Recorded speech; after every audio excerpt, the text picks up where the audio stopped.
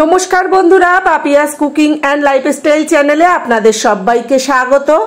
আশা করি আপনারা সবাই খুব ভালোই আছেন। আজকে গরমকালে খাওয়ার উপযুক্ত চিংড়ি মাছ দিয়ে পাঁচমিশালি সবজির হালকা ঝোল রান্না করে দেখাবো আপনাদেরকে। খুবই কম তেল কম মশলা দিয়ে আজকে এই রান্নাটা করব। ছোট থেকে বড় সবাই খেতে পারবে। আর এরকম পদ থাকলে দুটো ভাত বেশিই লাগবে। তো আমার এই ভিডিওটা না টেনে শেষ পর্যন্ত পুরোটা দেখবেন। ভালো লাগলে অবশ্যই করে লাইক কমেন্ট শেয়ার করবেন। আর আমার সঙ্গে থেকে দেখতে থাকুন আজকে আমি কিভাবে এই পাঁচমিশালি সবজির হালকা পাতলা ঝোল রান্না করছি। আজকে পাঁচমিশালি সবজির ঝোল রান্না করবার জন্য এখানে আমি কিছুটা পরিমাণে সবজি নিয়েছি। দুটো পটল নিয়েছি, এইভাবে কেটে নিয়েছি। একটা গাজর এরকম লম্বা করে কেটেছি। আর কিছুটা পরিমাণে ডাঁটা তো লম্বা করে কাটতেই হবে। আর দেখুন এখানে আলু নিয়েছি, দুটো ছোট ছোট আলু এইভাবে লম্বা করে কেটে নিয়েছি, মানে মিডিয়াম সাইজের। একটা বড় সাইজের ঝিঙে এইভাবে কেটে নিয়েছি। 200 গ্রাম চিংড়ি মাছের খোসা ছাড়িয়ে ধুয়ে পরিষ্কার করে নিয়েছি। এবার এই চিংড়ি মাছে নুন আর হলুদটা মাখিয়ে দেব। অল্প করে একটু নুন দিয়ে দিলাম আর অল্প করে একটু হলুদ দিয়ে দিলাম। এবার এই চামচটার সাহায্যে নুন আর হলুদটা মাছে খুব ভালোভাবে মাখিয়ে দিলাম। এদিকে গ্যাসের ওভেনটা ধরিয়ে একটা কড়াই বসিয়ে দিয়েছি। কড়াইতে 1 চামচ ধনে দিয়ে দিলাম, হাফ চামচ জিরে দিলাম, হাফ চামচ গোলমরিচ দিলাম। গ্যাসের ফ্লেমটা লোতে রেখে শুকনো খোলায় মশলাটা ভেজে নেব। আপনারা যেমন ঝাল খেতে পছন্দ করেন সেরকম বুঝে গোলমরিচ দেবেন। তার কারণ তরকারিতে তো লঙ্কা দিতে হবে, তারপরে আবার গোলমরিচের ঝাল, সেটা বুঝেই গোলমরিচটা দেবেন। গোলমরিচ কম বেশি করে নিলে কোনো অসুবিধা নেই। গ্যাসের ফ্লেমটা লোতে রেখে শুকনো খোলায় নেড়ে চেড়ে মশলা ভেজে নিয়েছি। মশলার থেকে খুব সুন্দর গন্ধ বেরোচ্ছে। এবার মশলা নামিয়ে ঠান্ডা করে গুঁড়ো করে নেব। মশলা নামিয়ে নিয়ে কড়াইতে 1 চামচ সর্ষের তেল দিয়েছি আর তেলটা কড়াইতে খুব ভালোভাবে মাখিয়ে দিলাম। এবার আগে থেকে নুন হলুদ মাখিয়ে রাখা চিংড়ি মাছ এই তেলে ভেজে নেব। চিংড়ি মাছ কিন্তু বেশি ভাজার দরকার নেই। চিংড়ি মাছ বেশি ভাজলে শক্ত হয়ে যায়, খেতে ভালো লাগে না। 1-1.5 মিনিট ভেজে নিলেই হয়ে যাবে। গ্যাসের ফ্লেমটা লোতে করে চিংড়ি মাছ 1.5 মিনিট ভেজে নিয়েছি। এবার নামিয়ে নেব।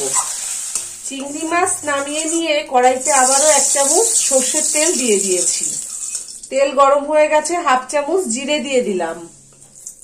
জিরে ভাজা হয়ে গেছে। এবার আগে থেকে কেটে রাখা আলু দিয়ে দিচ্ছি। গ্যাসের ফ্লেমটা মিডিয়ামে দিয়ে 2 মিনিট আলুটা ভেজে নেব। 2 মিনিট আলু ভাজা হয়ে গেছে। এবার একে একে সব সবজি দিয়ে দেব। আর এখনো যারা আমার চ্যানেলটিকে সাবস্ক্রাইব করেননি তাদের কাছে আমার অনুরোধ রইল, আমার চ্যানেলটিকে অবশ্যই করে সাবস্ক্রাইব করবেন এবং পাশে থাকা বেল আইকনটি ক্লিক করে অল করে দেবেন, যাতে আমি যখন যা নিত্য নতুন ভিডিও ছাড়বো তার নোটিফিকেশন সবার প্রথমেই আপনাদের কাছে পৌঁছে যাবে। হাফ চামচ হলুদ দিয়ে দিলাম। এবার সব সবজি ভালোভাবে একসঙ্গে মিশিয়ে দিচ্ছি। দেখুন বন্ধুরা, আমি এখানে যা যা সবজি নিয়েছি আপনাদের এই সবজি নিতে হবে এরকম কোনো কথা নেই। আপনাদের ঘরে যা সবজি থাকবে সেই সবজি দিয়েই আপনারা এইভাবে এই সবজির ঝোলটা রান্না করবেন, করে খাবেন। আশা করি আপনাদের খুবই ভালো লাগবে। এই রান্নাটা আমার মায়ের হাতের একটা স্পেশাল রান্না। আমার মা যখন এই রান্নাটা করে আমরা যে কি ভালো খাই, সে আপনারা না খেলে বুঝতেই পারবেন না যে এই রান্নার কতটা স্বাদ হয়। খুবই কম তেল খুবই কম মশলা দিয়ে মা কিন্তু এই রান্নাটা করে। সেই জন্য ভাবলাম আজকে আমি এই রান্নাটা আপনাদের কাছে একটু শেয়ার করি। দেখুন একদমই কিন্তু তেল নেই। এইরকম প্রচন্ড গরমের সময়ে এইরকম সবজি খাওয়া তো খুবই উপকার। আর বিশেষ করে বাচ্চারা তো একদমই সবজি খেতে চায় না, তো তাদের জন্যে আপনারা ঠিক এইভাবেই চিংড়ি মাছ দিয়ে এই সবজির ঝোল রান্না করে দেবেন, দেখবেন একদম থালা চেটে খেয়ে নেবে। যেহেতু কম তেল দিয়েছি গ্যাসের ফ্লেম বাড়ালে পুড়ে যাবে সবজিগুলো, সেই জন্যেই গ্যাসের ফ্লেমটা লোতে রেখে 2-3 মিনিট ভেজে দেব। বেশি ভাজার দরকার নেই। গ্যাসের ফ্লেম লোতে রেখে 3 মিনিট সবজি ভাজা হয়ে গেছে। এবার পরিমাণ মতন জল দিয়ে দেবো। জল কিন্তু একটু বেশি দিতে হবে, তার কারণ ডাঁটাগুলো সেদ্ধ হবে। আমি পরিমাণ মতন জল দিয়ে দিয়েছি। ডাঁটাগুলো খুবই নরম, কিন্তু তবুও সিদ্ধ হওয়ার জন্য একটু জলটা বেশি দিতে হয়।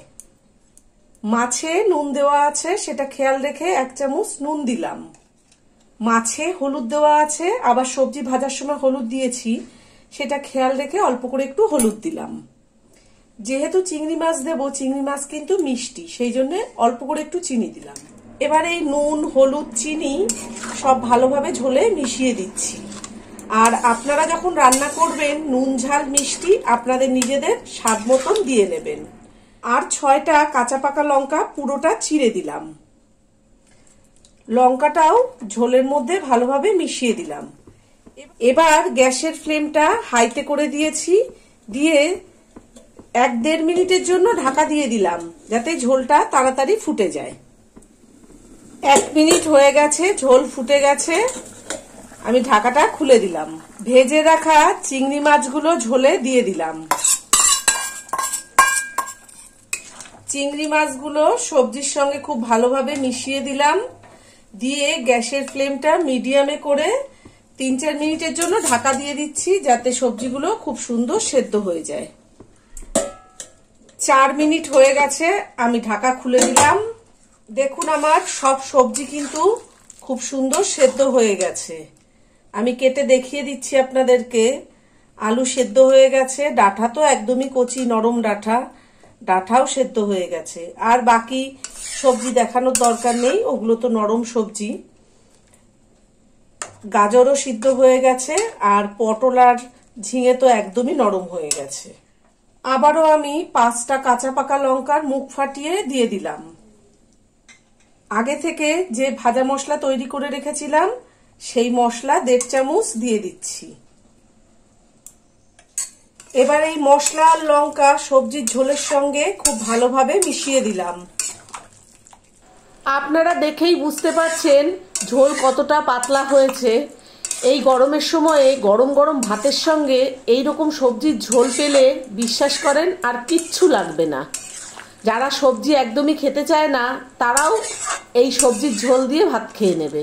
মশলা আর লঙ্কা খুব ভালোভাবে মেশানো হয়ে গেছে। আবারও 1 মিনিটের জন্য ঢাকা দিয়ে দেবো, গ্যাসের ফ্লেমটা হাইতে করে দিয়ে। 1 মিনিট হয়ে গেছে, আমি ঢাকা খুলে দিচ্ছি।